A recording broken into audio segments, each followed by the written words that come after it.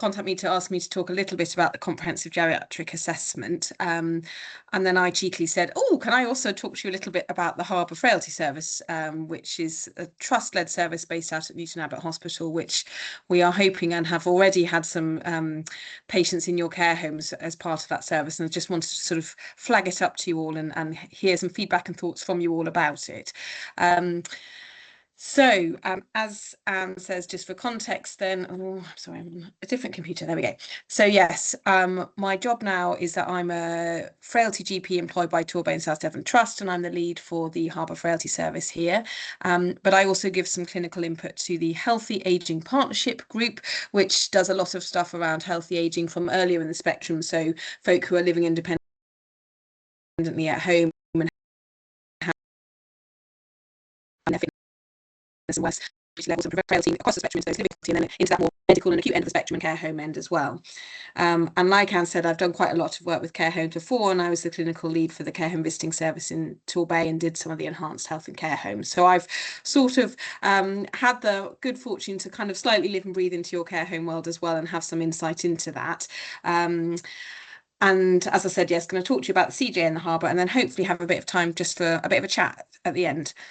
So the CGA of itself is a topic that, you know, you can go on a course and learn about for about 3 days. So me squeezing this into about 15 minutes means I'm going to talk really fast at you and show you some really boring wordy slides. So I'm just going to apologise now, but you can just watch it back on like, you know, half speed and then it'll be better. But just dip in if you've got any queries as they come along. I'm probably going to go over a bit of old ground here, so apologies if so, but just to get everyone sort of up to the same starting point, really. So just clarifying what frailty is. It's obviously a word we've all heard, it's a word in the English language, but in this context, we're talking about it as a clinical medical diagnosis. And this is a really wordy definition of it here on your screen, but it's essentially when someone has something happen to them, whether that's an illness, a life event, a transition from hospital to home, from home to care home, they are less able to respond to that and sort of get back to their previous baseline afterwards. So it might take them longer to recover, or they may never quite recover to the same previous level they were at. And the critical thing on the graph there is that that means that they can transition from independent living to dependent living. An easier way of sort of visualizing this is this spectrum of aging that we all see. So frailty is not inevitable. We are not all going to become frail. And similarly, not all old people are frail, but not all frail people are old either. So what we're all aiming for, isn't it, that we have a healthy aging journey, so that you are fit, you're active, you're fairly robust physiologically, which means that if you were having the misfortune of a fall or an illness that required you to go to hospital, the expectation is you recover completely and get back home to your previous level of function. Mild frailty is when people might say they're feeling a bit slowed up. So that might be physical, it might be cognitive. Things take them a bit longer, it's a bit harder for them to do things, but broadly speaking, they're doing most of things on their own still, or with a bit of prompting. And it might take them a little bit longer to recover from illnesses or events when they occur. Moderate to severe frailty is this slightly more jittery space that we're in, and that again a lot of your residents will be in, particularly if you're working in a nursing home, which is that these are people who are needing help with pretty much all of their activities of daily living. And even a minor illness or event in that situation can really have quite a significant impact on their ability to maintain their previous level of function and to recover. And so, like I say, this is the box we're sort of talking about for your care home residents in the main. I do appreciate that many of your care homes may be, you know, under 65 homes, they may be LD homes, and you may be a residential home with residents who have a very good level of function. So they won't all fit into that category, but a lot of them will. So why does this matter? Why does being able to tell what frailty is and recognise it matter? And like I've said, it's because folk with frailty are less likely to recover as well after what might seem like a relatively minor thing. They're much more likely to run into difficulty with medications they're on. And these are often residents who've been started on medications over their life course and are now on 10 or 15 meds. You know this, you do the med rounds. But actually, they're much more likely to be getting side effects or harms from those medications than they would have been 20 years previously. They're more likely to fall, they're more likely to get confusion or what we call delirium. They're more likely to have continence issues, and they may have accumulated several long-term conditions over their life course. And fundamentally, these are folk who are going to come to harm in an acute hospital setting. So all the data tells us that the more frail you are, unfortunately, the more likely you are to have a long, prolonged inpatient stay. You're more at risk of getting some of the harms from being in hospital, like infections. You're more likely to die in hospital, and you're more likely to come out of hospital and then have to go back in again within the next 28 days. So these are all just things that we need to be thinking about when we're thinking about our residents and where their needs are best met and what we need to do for them. So I'm going to give you a bit of a flavour of a patient. This isn't necessarily one specific patient we've seen, but I think you can probably recognise the story I'm giving you here, which it sort of brings in lots of different residents. But so an elderly patient who has been living in your residential home for a while and moved in after her husband sadly died and she wasn't able to manage at home. She's normally not bad functionally, so she potters around the home. Everyone knows and understands her memory isn't so good, but it's manageable, but it has been deteriorating gradually. She's been getting more aches and pains, and so been starting on some new medication a while ago. And now over the last week, you've noticed she's a bit more confused and not really quite her normal self. So first question out to anybody, just holler out, what do you do? What would you normally do in this situation?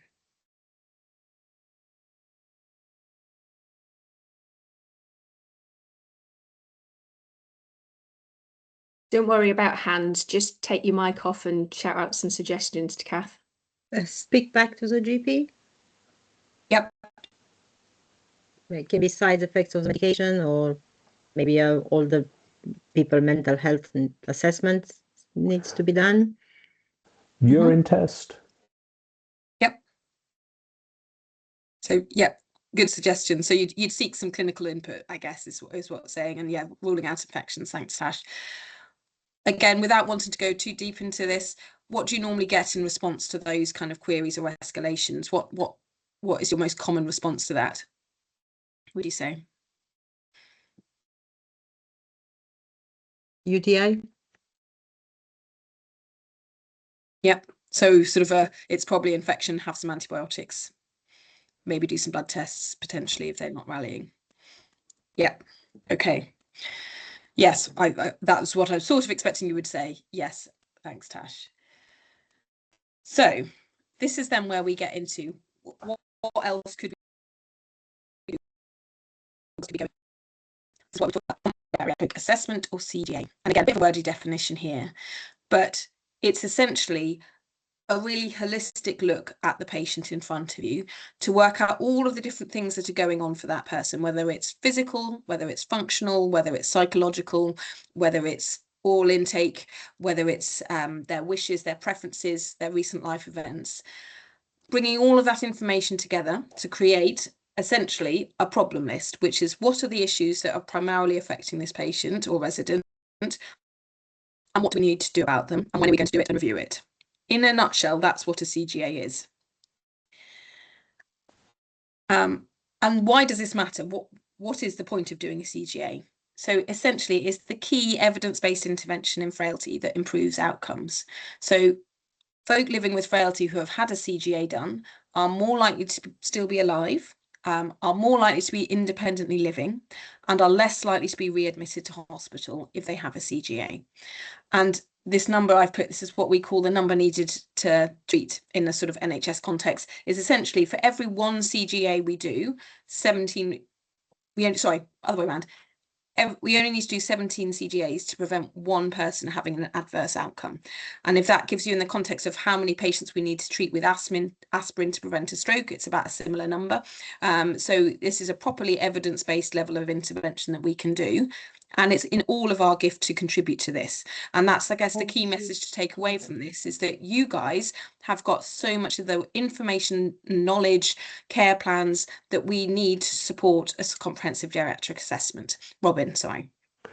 So, would you expect the CGA to be shared with the care home? Great question.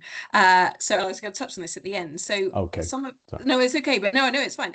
So hopefully many of your care homes are getting a sort of weekly home round or checking with your primary care network clinician, and personalised care plans form a key part of that process that they're meant to be doing. And a personalised care plan from a primary care NHS perspective is loosely based on a comprehensive geriatric assessment. So it brings in all of these different elements.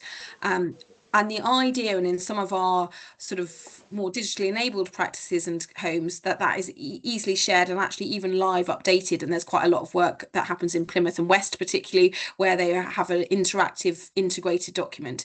Unfortunately, in Torbay and South, we ain't there yet. At least I don't think we are. We certainly not are from our trust end.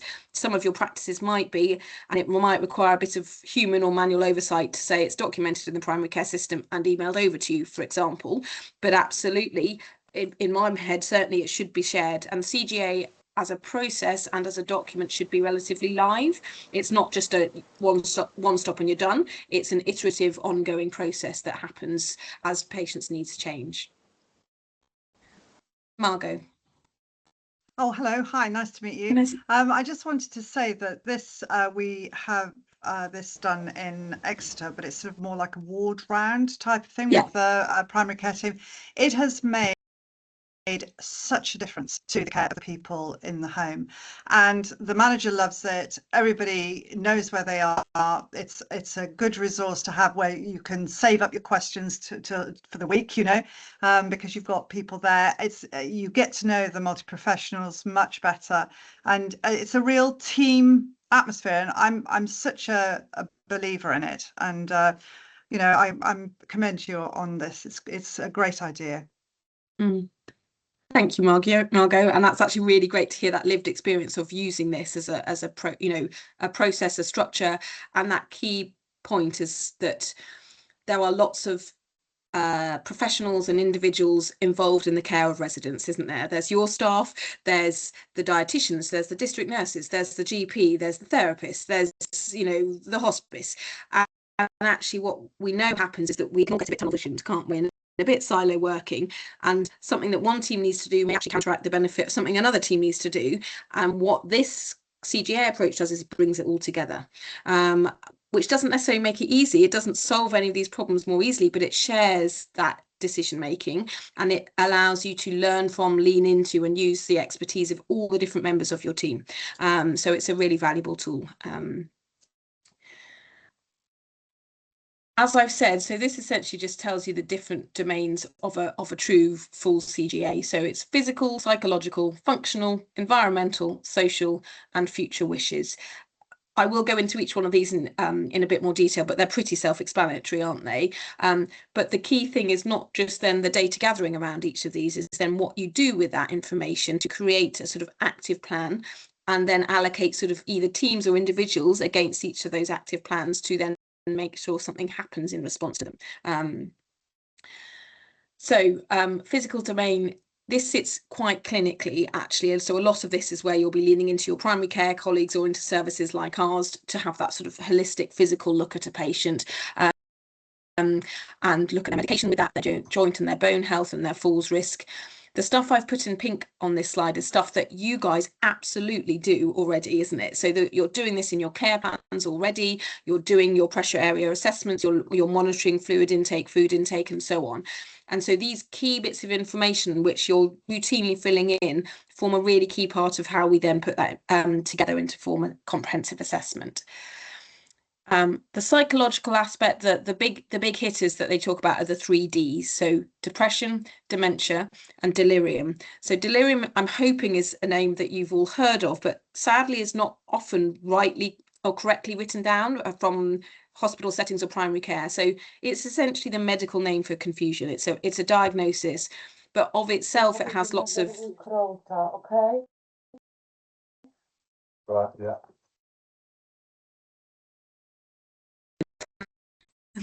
And so delirium is important because it has quite significant functional impacts for people, but it also has significant knock-on effects and prognostic effects. So we like to label it as that if you see it, but you might see delirium or confusion in discharge letters from the hospital.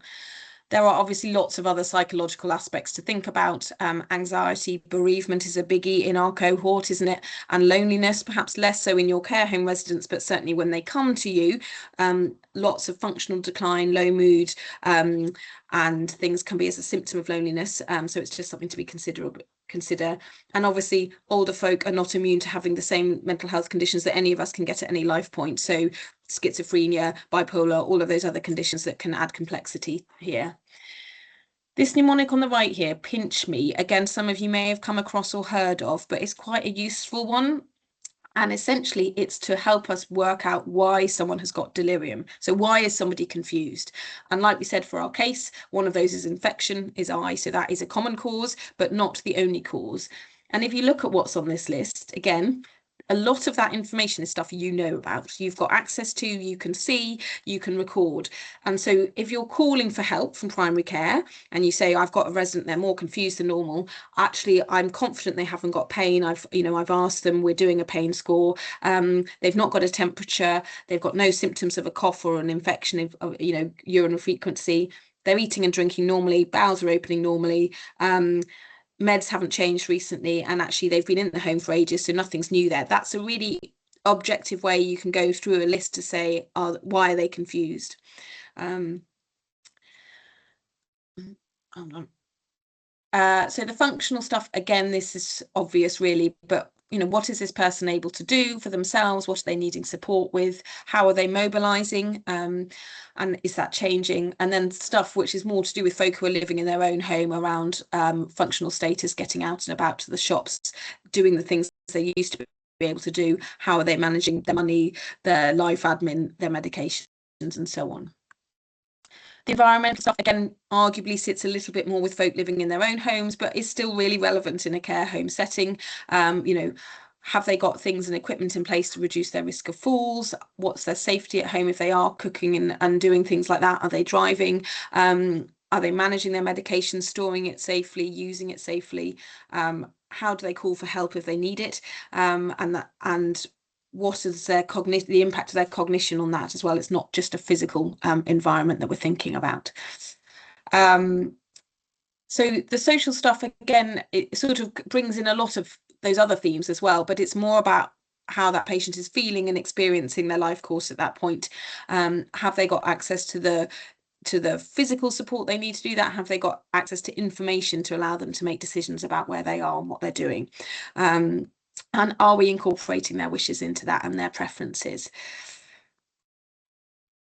Future wishes, this is so important, isn't it? So no one of us on this call is the same. No one of our residents is the same, and no one of them going through a very similar disease course or illness course will necessarily have the same wishes or desires about their treatment. So the only way we can know is if we ask them what they want, and that obviously on one level sits with your clinical team, because they then can complete the necessary paperwork around treatment escalation plans or TEP forms. But again, you guys will live and breathe with your residents what's happening for them, and it is often these opportunistic conversations that might crop up while you're doing personal care or while they're having lunch, or while that they will tell you what they're wanting, and it's just to really encourage you and empower you to feed that information back in to your weekly rounds or your MDT conversations, because that is so important. If we can do anything right for our residents, it is that we can follow their wishes. So it's really key that we get that information into the clinical setting so it can be captured where it needs to go. The other thing just to say about TEP form, and this is a drum I beat quite a lot with my hospital colleagues, is that the focus on TEP forms historically has always been about resuscitation. Are they for resuscitation or not? Arguably, the far more important thing is, where do they want their care to be delivered? Do they want to go to hospital or not? Where would they like to be for their final journey and for their final days of life? And that is the information we need to be capturing, which also then supports you guys in your care homes to know, who do you call? Is it 999? Is it 111? Is it the GP? And so that sits on us as our clinicians, but again, empowering you to ask your clinical colleagues, if you see a TEP form which has just got a lovely CPR decision but is blank otherwise, is actually try and enforce that conversation to happen with a bit more detail to it. And that leaflet I've put on, there's lots of information out there and resources you can have in your home for your residents if they've got capacity, but also for their next of kin. If those conversations are starting to happen naturally, is that you've got some resources that you can then give them to help with those conversations. And there's lots of really good ones out there. So then the problem list, as I've already said, you're really just trying to summarise the key headline issues from those different domains and put an action plan against each one of those, including when they're going to be done by and what needs to happen. So I'm just going to go back then to our first case of our lovely 83-year-old who is just a bit more muddled and not herself. So if we take a CGA approach to this lady then, so you rightly call the GP or a clinician and they come out and assess this lady and find actually she's got no signs of infection at all when they've assessed her. She's got a really big drop in her blood pressure when she stands up though. And actually her blood pressure when she's sitting down is actually not very high either. She keeps having to go for a wee all the time, and it's often then that she's falling over. She's actually quite constipated because remember she was started on some new painkillers a few weeks ago and they have constipated her. And actually she's still on 12 medications which she needed for her heart disease from 10 years ago, which are now making her blood pressure really low and making her wee all the time. She has a full assessment of her cognition and using some questionnaires, and we've established now that she's got delirium, so she is confused, but we've ruled out that she's got low mood, and we've also taken some bloods to see if she's got anything else that might be contributing to that, and those are all okay. The therapist sees her because she is off her baseline mobility, so you guys need a new moving and handling plan to support her care needs, and actually she needs a new frame, so that's provided. And actually the OT assesses the room and environment and establishes she needs an extra chair raiser to help her get up from her chair. There's a recognition that she's feeling a bit understimulated in the day sometimes, and so you link in with your activity coordinator to ensure she's engaging with that. And we establish she doesn't have a TEP, but she's not able to contribute to that conversation, but we speak to her daughter, and actually the clear steer from them and knowing their mum is that actually she doesn't want to be for resuscitation, but more importantly she doesn't really want to go back to hospital either, and so we capture that. And and I didn't finish my sentence there, but we established that some of her other preferences and wishes about what she wants to do, and have now got the frame and things so that she's more safe to go back outside again and do those things. Our problem list from that is then, so she's got arthritis, which is affecting her mobility and her confidence. She's now constipated because she was started on codeine for her arthritis. She's got delirium because she was constipated and because of the codeine. She's got urinary symptoms because she's over medicated, so we're giving her water tablets, which she doesn't need anymore. And we're also giving her blood pressure tablets that she doesn't need anymore either. So all of those medications are needing to be reviewed and stopped because they're causing her more harm than benefit. And all of those issues I've just listed are making her fall over. And she didn't have a care plan. So that's a sort of 8-point plan for that resident who before we'd have just had some antibiotics for and hoped she was okay. And that's sort of just a summary of what we then do about each of those. So we've tweaked her pain relief, we've treated her constipation, we've helped to support you guys with some top tips on how you manage delirium, which, as I say, is a topic of itself for another time perhaps. We stopped some of the medications that were causing her some difficulty. We've asked for the therapist to review her, and we've updated her TEP form. So that in a nutshell is the CGA. So it sounds complicated, but actually when it works well, and like Margot alluded to, it's a really empowering thing for you all as individuals, but also leads to better outcomes for your residents. So I just really encourage you to sort of have a look at that and take that approach when you're doing your MDTs. The other thing I just wanted to touch on, because I think it's, oh, sorry, Robin. You're on mute, Robin. Sorry about that. Thanks. I just wanted to ask about what the plan is in the south. I've spoken to certain colleagues who are using a digital CGA in the Plymouth area, but I'd be interested to hear, is there a rollout? How's this all going to happen in the south, please? There's probably a long and a short answer to that question, Robin. The shorter answer is I'm not sure there is active plans from so bearing in mind I'm wearing a trust hat now. So I from a trust perspective, we've just rolled out Epic, which is our new IT system. I think that will enable sharing of, for example, CGAs that we do for residents who come through our service. but I can't speak to what primary care might be doing, which will more mirror what's happening in other parts of Devon around that. But I do know that there are practices and PCNs who are looking into that, I think, but I'm not sure I can give you a right answer to that. The ambition to do more digitally enabled stuff and data sharing is obviously there, isn't it? It's just I'm not sure quite where we're at as a trust on that yet. Okay, thank you. Oh, and one follow-up, if I may. Have our colleagues at CQC started to form a view around CGAs? Again, I'm not sure I know the answer to that from a sort of, we just had this conversation, Kerry, this morning, didn't we, around from a Quake perspective, the challenge of trying to take a pragmatic risk holding, risk sharing, multidisciplinary approach to how you manage a resident, which is realistic to their life course and anticipated journey, which can often feel in conflict to what CQC or other, regulators might say you are required to do. I can't speak for them or to that particularly, but I think there is power in shared voice here, isn't there? Shared expertise here, and this is an evidence-based intervention.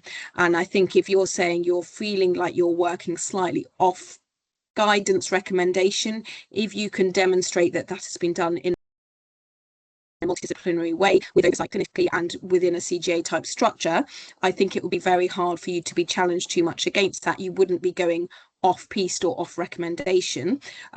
So I would, again, it's just another reason to use this kind of an approach, really. Thank you. Anne?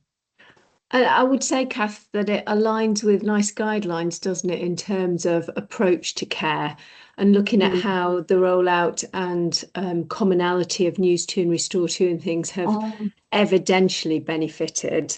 I think the CGA really falls into that bracket as well, that it's got to be in everybody's best interest, primarily the residents.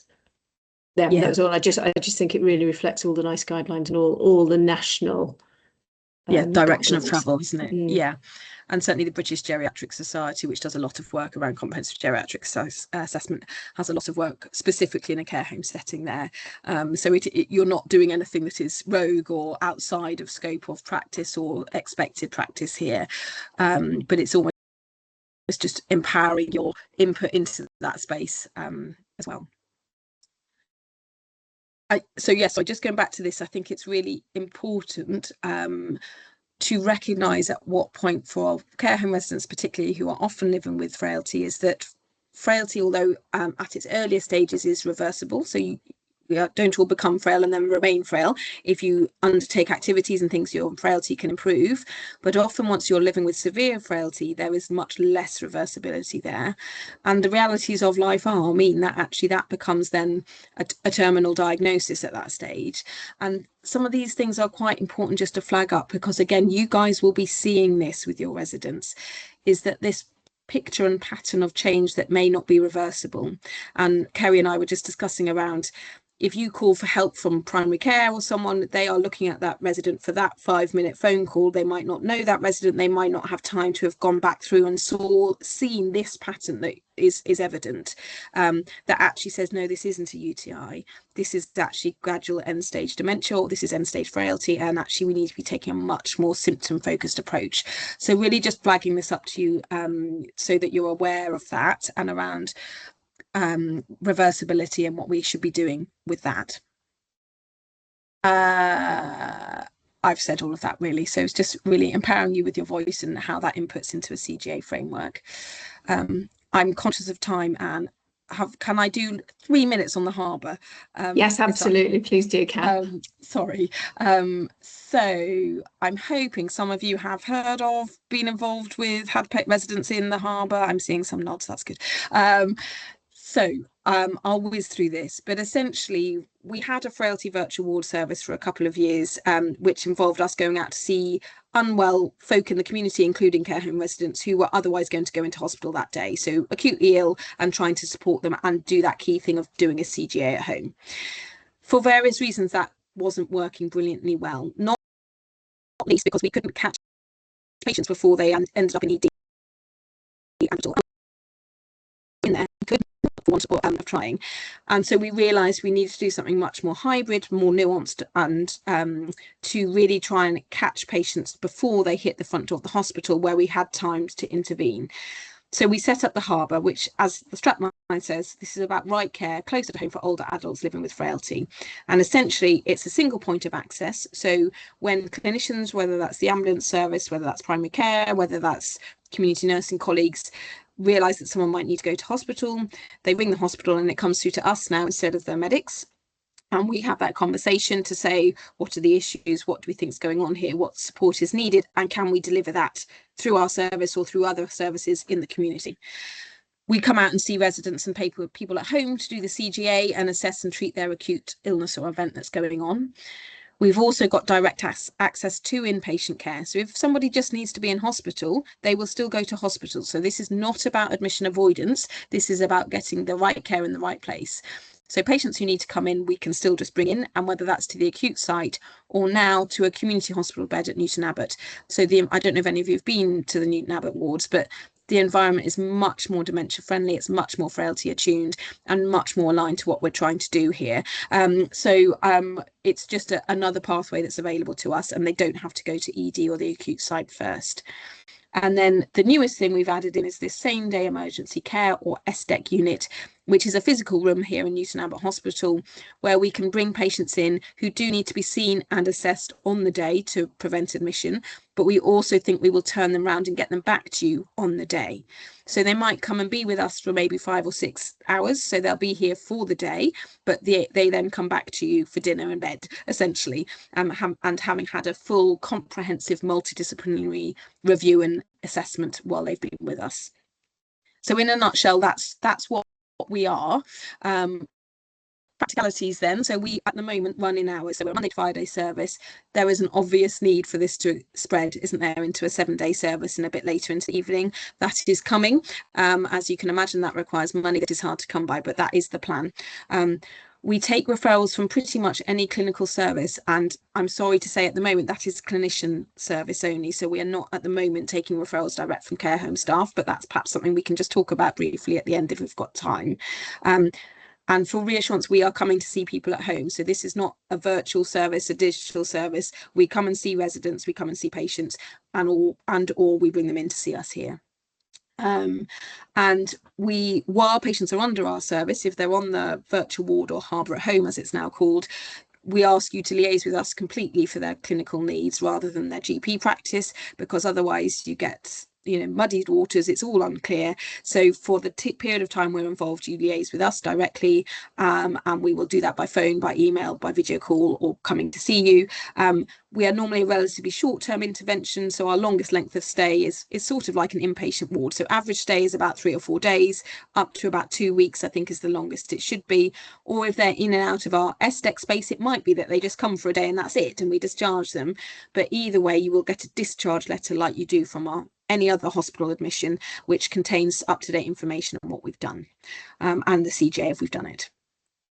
And why do we exist? Essentially to do those acute, urgent, time critical assessments and interventions to stop hospital admission if it's not necessary, to do the CGA, and to really integrate and link in with all of our colleagues who are trying to do the same thing, and that key thing of what does the patient want and how can we make that happen if possible.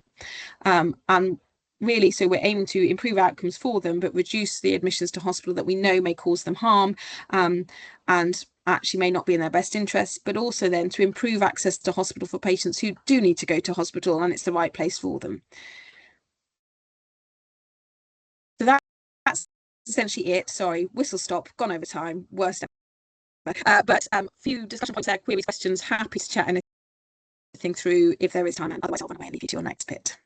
No, Kath, there certainly is. I just messaged Helen because she'd said that probably 20 minutes was plenty for them.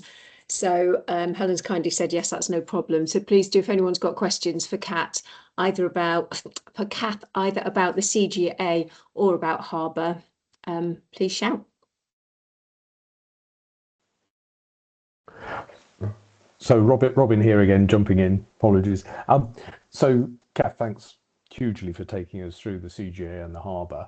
I was sort of aware in the background, but I've not seen too much in terms of comms out to the community about it, and I'd really welcome that taking place. I don't know how we make that happen, but I think it would be a big step forward to really share that. Thank you. And yes, as you can imagine, so this all started in November and it's been pretty full on, and so we did a lot of comms at the start and actually did some engagement with care homes and primary care and things and SWAST, and with the rollout then of Epic, the new computer system, which has essentially just derailed everything for the last 4 weeks, but we literally just had a meeting with our comms team last week, Robin, and so we're just going to be crafting some more stuff in terms of a bit of digital comms, but also just some posters and basic stuff and email content that will come out. So yes, it's coming, but thank you for flagging that. Yeah, we're aware. Kath, although obviously this isn't covering the whole of Devon, presumably some of that comms will also be able to share some of the learning through some of the wider groups and about the benefits to help persuade other areas that it's a service worthwhile investing in. Yeah, so it's really interesting actually. So part of the challenge for other organisations or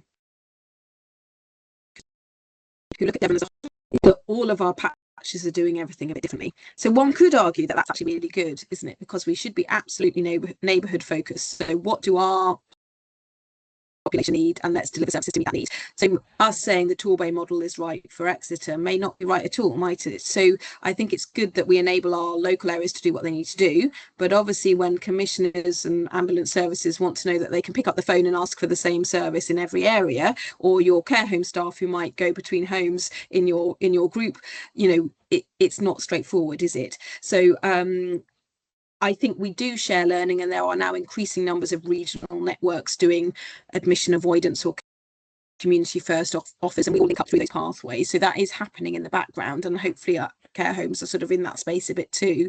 But trying to get a standardised offer is really hard, I think. Thanks. Liz has got her hand up. Hi, yeah. I just would be interested for the first question you've got on the board, yeah.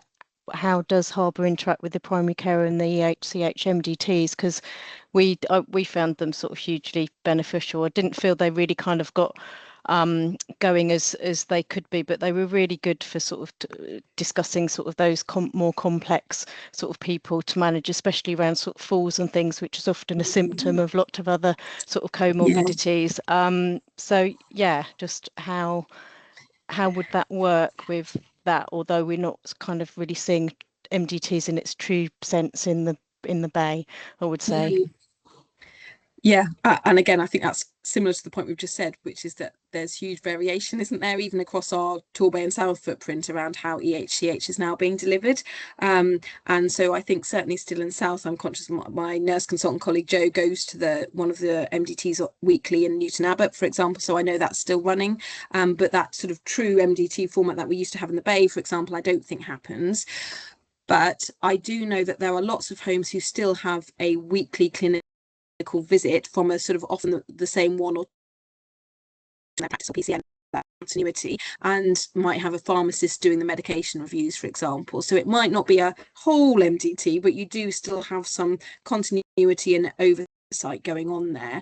What we have found with what we do is that homes who have that, we often try and do a bit more of a sort of handover, because we know the person who we don't know, but the home says, oh, Aaron the ACP or Dr. Bloggs is coming in, so we will actually then be able to proactively hand something over to them to ask them to review it, which feels like a safer handover at that interface, doesn't it, which is really good.